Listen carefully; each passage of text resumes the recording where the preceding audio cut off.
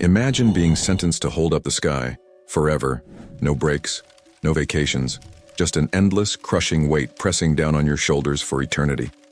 That's not just a really bad workout. This was the punishment of Atlas, one of the most famous titans in Greek mythology. But why did he get this brutal sentence? Was he just really unlucky? Or did he do something so unforgivable that Zeus decided to make him the universe's strongest coat rack? His story is filled with betrayal, war, cunning heroes, and even some unexpected tricks. And trust me, you're going to want to hear all of it. Welcome to the history realm. Atlas wasn't just any titan. He was one of the 12 titans, the mighty offspring of Uranus, the sky, and Gaia, the earth. These primordial beings were more than just gods. They were cosmic forces, embodying the raw, untamed power that shaped the universe before the rise of the Olympians. Unlike later deities who ruled over specific aspects of the natural world, the Titans governed fundamental forces of existence, from the oceans and the heavens to time itself. As one of the most powerful Titans, Atlas was surrounded by equally formidable siblings.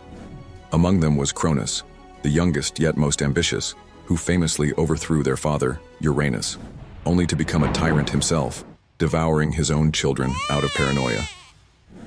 Then there was Oceanus, the titan of the great world-encircling river, who avoided much of the family's drama and remained a relatively neutral figure. Hyperion, the titan of light, was often associated with celestial bodies, being considered the father of the sun, moon, and dawn. Meanwhile, Iapetus, another of Atlas's powerful brothers, was linked to craftsmanship and mortality. Interestingly, some versions of the myth suggest that Atlas may have been the son of Iapetus rather than Uranus, as suggested by the Roman author Hyginus. If true, this would make him a first cousin to Zeus rather than his uncle, a detail that slightly shifts the dynamics of their rivalry. Atlas wasn't just another titan. He was one of the strongest, most respected, and most feared. Unlike his brothers, who often ruled over natural elements like the sea, light, or rivers, Atlas represented pure physical strength and endurance. His defining traits made him an indispensable figure in the Titanomachy, the legendary war between the Titans and Olympians. According to Hesiod's Theogony, Atlas was renowned for 3 key attributes. First, his unmatched endurance, which made him capable of bearing immense burdens both physically and mentally, far beyond what even other titans could withstand. Second, his strategic mind, as he was one of Cronus's greatest generals, playing a key role in commanding titan forces against Zeus and his allies. And finally, his sheer physical might. If there had been titan gladiator battles, Atlas would have been the undisputed champion. But then came the event that changed everything for Atlas, the Titanomachy, the ultimate war between the Titans and the Olympians. The Titanomachy was the cosmic battle between the old gods, the Titans, and the new gods, the Olympians. It was essentially Greek mythology's version of Game of Thrones, except with more lightning bolts and fewer backroom politics. For 10 years, the Titans waged war against Zeus and his siblings, fighting to maintain their rule over the cosmos. Atlas, being a natural warrior, was at the front lines, leading the charge against Zeus's forces. His strength and combat skills made him one of the fiercest warriors among the Titans. But here's the thing, Zeus wasn't fighting alone. He had some major powerhouses on his side, including Hades, who brought out the helm of invisibility, Poseidon, who wielded the mighty trident, Cyclopes, who forged Zeus's thunderbolts. It was a losing battle for Atlas and his Titan brethren.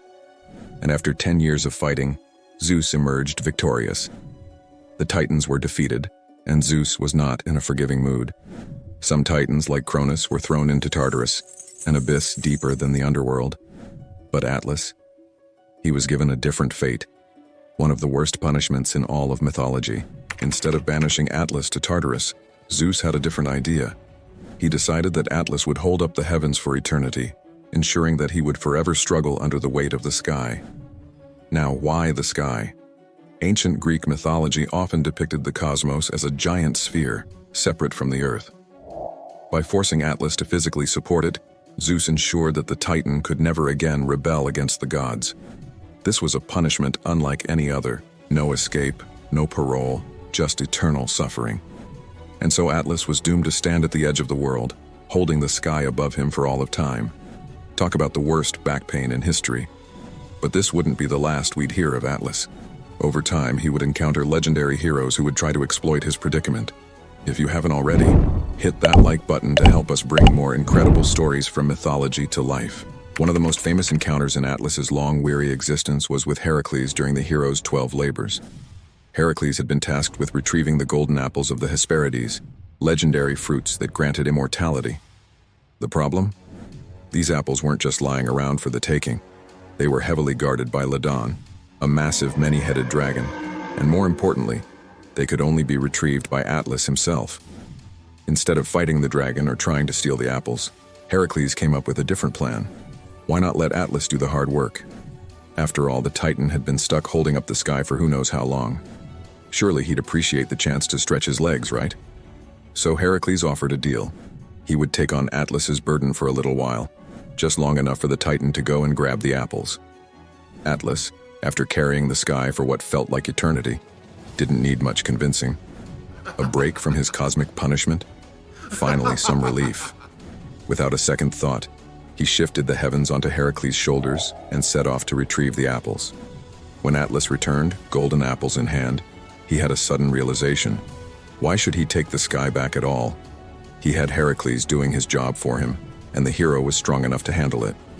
Maybe it was time for a career change, something that didn't involve eternal suffering. Deciding he quite liked the idea of freedom, Atlas casually mentioned that he could take the apples to King Eurystheus himself, as a favor. Hercules, of course, saw right through this. He wasn't about to spend the rest of his life pinned under the sky. Thinking quickly, he played along, pretending to agree. But before Atlas could fully enjoy his newfound freedom, Hercules asked for just one tiny favor. Could Atlas hold the sky for just a second while he adjusted his cloak? Atlas, not suspecting a thing, took back the sky for what he thought was only a moment. The second the weight was off Hercules' shoulders, the hero grabbed the apples and bolted. Atlas, realizing he had been completely outmaneuvered, was right back where he started, holding up the sky, exactly as he had been for thousands of years. He had come so close to tricking his way out of eternal punishment, only to fall for one of the oldest tricks in the book. Another incredible myth featuring Atlas is his encounter with Perseus, the hero famous for slaying Medusa. After killing Medusa, Perseus was traveling across the world, carrying Medusa's severed head in a sack, as one does. When he reached Atlas's domain, he asked for shelter. Atlas, being paranoid because of an old prophecy, refused. Perseus, however, had a creative solution. Instead of arguing, he simply pulled out Medusa's head and pointed it at Atlas. Instantly, the Titan turned to stone, forming what we now know as the Atlas Mountains in North Africa.